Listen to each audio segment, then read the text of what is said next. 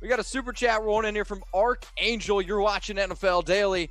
If the Falcons draft up, who are they going to draft, really? C.J. Henderson not going top 10, so Brown or Kinlaw?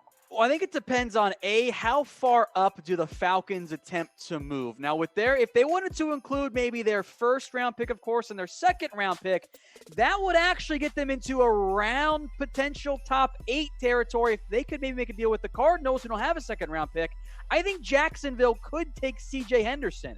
So maybe Atlanta wants a Derek Brown or a Kinlaw or a Henderson, and they're worried the Jags are going to have taken them. Maybe they want to wait a little bit longer. They can try to package their third-round pick. That probably gets them into that 11-12 range potentially to get one of those guys. I think those are the 4 names to watch out for. But I do think there's a chance that Henderson goes in the top 10. If he does, I think it's Jacksonville. But if he gets past the Jags, I could see him sliding down to 6. I think that's kind of his sweet spot in this year's draft. I just don't quite yet know which player the Falcons are targeting. I've heard buzz around Henderson, but also Javon Kinlaw, too. I think if they do trade up for a player, it's going to be at the defensive tackle position, but that's just my 2 cents. Can someone take away Bill O'Brien's phone, please? Everyone that thinks that Bill O'Brien shouldn't have a phone, I want you to like this video right now. So we should have over 500 likes because Bill O'Brien just does the dumbest things, I think, at times, and I don't even understand how this man still has a job. Dang. Don't understand it. Okay, this one's coming in. Raiders trade 12 and a third for ATL 16 and 47. I mean, if I'm the Raiders, I make that trade. However, I don't think the Falcons make it. I'm trying to do the math here on the fly in terms of the value. It comes in fairly close. I mean, I know the Raiders want to get back into the second round. That I know for a fact. I think the only concern then would be if you're the Raiders, I don't think then you get your pick at top receiver because I think at 12 you can pick between, I think potentially Jerry Jeudy, CeeDee Lamb, and Henry Ruggs. If you go back to 16, I don't see the 49ers passing on a receiver. I don't see the Broncos passing on a receiver. I think then you're stuck with one of the 3, which, hey, maybe that's okay. Niners could try to pursue a defense lineman, so that could make some sense from the Falcons to get ahead of one of them to take either Brown or Kinlaw if that's the route they want to go. I think the simpler trade path, maybe it is just a straight second. Maybe the Raiders don't have to give up a full third backer. Maybe they give back one of their late thirds to try and balance it out. But you're kind of around the right sweet spot there with a first involved. So that's a really good question, Mark. I like that one.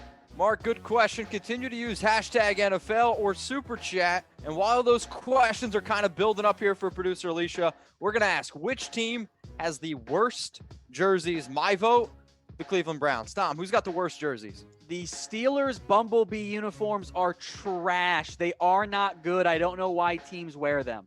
I see Charlie. He says Brown. Somebody said Raiders. I see a Jets flown in there. Steelers from Mike McCarthy. Continue to get your votes in. Who's got the worst jerseys? Let's go to Winston Shan, who's got the worst hat on and the worst poker face I've ever seen. Do you think Roger Goodell will take a look at the Dak and Zeke situation?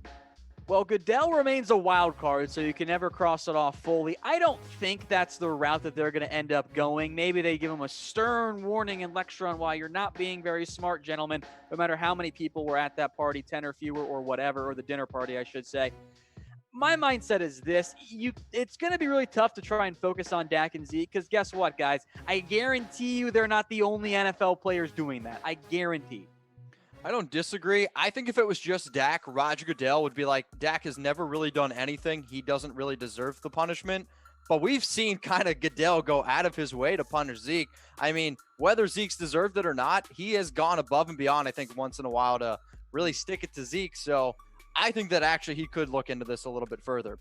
Let's go to Jacob. What up, Jacob? Appreciate you watching. Should the Texans sign Marcell Dareus, defensive tackle? Interesting idea. He could fill the DJ Reader hole that was created when he went to go join the Cincinnati Bengals. Dareus is, put this delicately, not the same player he was anymore. And I think actually they put that one delicately. Normally I don't. I'm much more blunt. The guy you saw at his prime in Buffalo, and he hasn't played like that in a couple of years at this point. But as a potential run clogger still, he does have value. So, Jacob, I kind of like that fit for Houston. I think it's a good fit for Houston too, but I don't think you're going to be able to fill in Reader with Marcell Dareus. I think Dareus is the perfect example of a player who had like 1, maybe 2 solid years and then got a little bit lazy, but that's my opinion. Let's go to JG. What up, JG? Love your show. You guys are a dynamic duo. Thanks, man. Appreciate you. And if you think Tom and I are a dynamic duo, well, guess what? We're going to be live all 7 rounds, as you can see here, for the NFL draft. So go ahead and subscribe. Click the subscribe button and turn on those notifications. Tommy, man, you're the best in the biz. Tell them why they should sub. Look, we are actually interactive during our NFL draft. The live chat is flowing. It is fire. It's incredible. Throughout the entire time, we let you guys grade all of the picks as they come in. You'll have more fun watching the NFL draft on Chat Sports than you will watching on one of the other major networks instead. It's going to be a two-way conversation, just like we do these live Q&As. You guys will be able to come on the show, be able to talk about each draft pick with us, and we're gonna do some Q&As as well. So go ahead, click that subscribe button. Let's go to Freddie P. What up, Freddie P? Which receiver is a better fit for the Colts? Michael Pittman Jr. or Denzel Mims? Really good I'll question. say Mims. Well, I think they both fit the Colts, but you're focusing more on the better fit, trying to focus in on some of the historical perspectives. I think I lean toward Mims because I believe that Chris Ballard prefers top-end athletes, and that certainly is Denzel Mims. But I do think both of those guys would fit well with what the Colts want to do. Pittman's more of a possession guy. Mims offers a little bit more athletic upside. But I would not be surprised. I don't think Mims gets to the Colts. I think he's off the board by then. But maybe with that second round pick, I think the Colts could target someone like a Michael Pittman. I think Denzel Mims fell to the Colts at pick 34 in a mock draft that we'll be talking about. Let's go to Zachary. What up, Zach? Get a pick. Tua drops like Rodgers to the Packers. So Tua drops all the way to pick 30. That would be mind-blowing. That would mean that his medical really did not check out well, and that would be a significant risk. But if you're Green Bay, I mean, it's very difficult for NFL teams to potentially go from one franchise quarterback who's a Hall of Famer in Brett Favre to another Hall of Fame quarterback in Aaron Rodgers to immediately having your next replacement in Tua. I'm not going to put the Hall of Fame tag on him, not yet by any means. I don't think that happens, but it is the NFL draft. You guys can never say never. Crazy stuff happens all the time. See, I would say the only way that Tua, like the reason why I don't think that happens is because I don't see him passing by the Jags with their second first-round pick at 20. And some of these teams that have multiple first-round picks, like the Dolphins at 18. Okay, we didn't get him at 18. Okay, we didn't get him at 26. I think the Dolphins would take Tua at 26 if he's still on the board. So I think when you see some of those other teams with multiple first-rounders, kind of takes away some of their risk. Let's go to Shanav. What up, Shanav? Denver signs Logan Ryan. So Logan Ryan, 30 years old, still one of the top cornerbacks on the market. I'll be honest, though. I'm actually pretty surprised as well that he's on the market still. I think Logan Ryan's asking price was a little bit too high. I think he wanted upwards of $10 million when he made this past year. Clearly, that market was not there, especially after what Chris Harris ended up going for.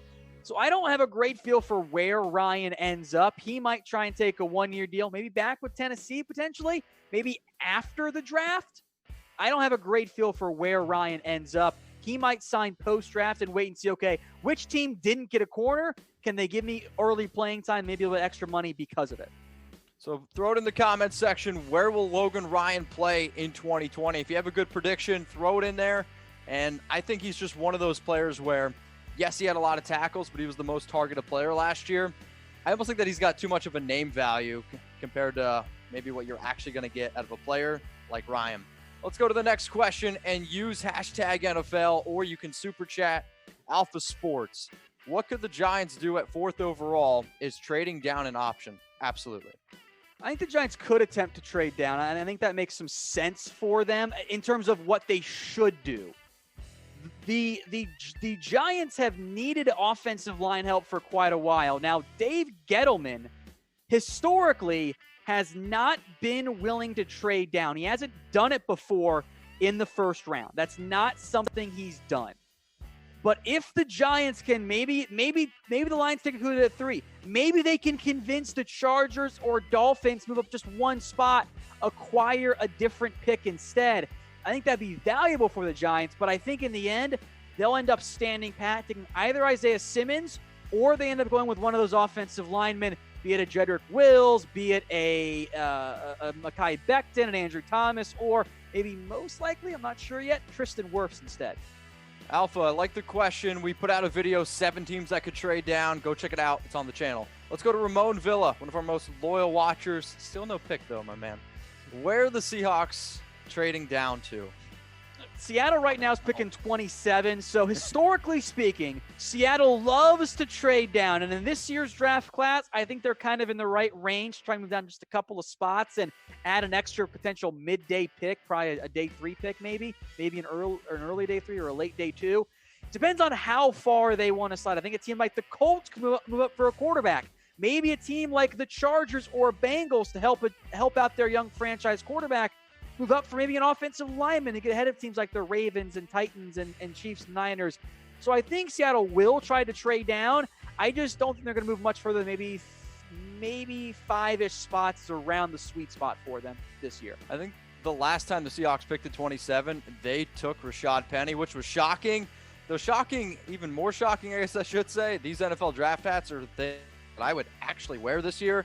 Go to chatsports.com/NFL draft hat. You can get your favorite team, flat bill, curved brim, under $40. If you can't remember the link, we'll put it in the description. We'll put it in the comments section below, so it's just a little bit easier to click on. And while you're down there in the comments, throw in the team that you're rooting for. Tell us the draft hat that you'd go out and get.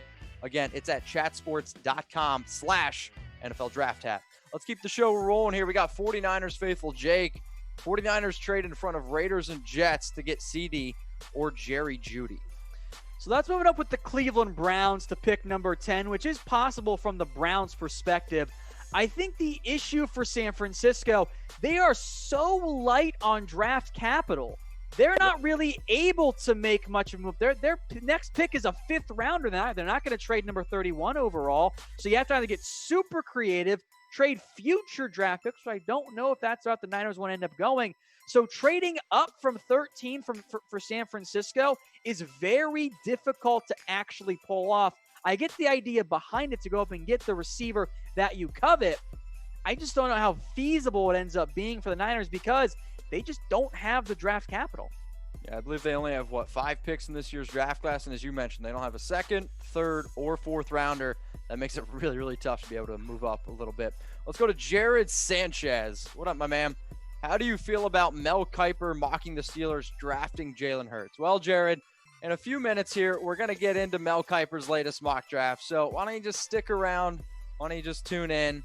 I promise you, we got some pretty hot takes for Mel Kiper's mock draft. At least I know I do, because I don't like it that much. Let's go to Tigger King. Okay, I realize that I said it wrong. Okay. Hey, all you cool cats and kittens. Any updates on Yannick Ngakoue? So I did watch episode 1, so I do get this. Have you seen Tiger King yet? Of course I've seen Tiger King, Mitch. I have a life unlike you. As for Yannick, no, I don't really have any updates. I think closer to the actual draft, maybe there'll be some more traction. If he does get dealt, it might be a draft night trade. Okay. Yannick Ngakoue. I promise you we'll keep you up to date. Make sure you subscribe to our channel. Click the notification so you know every time we go live.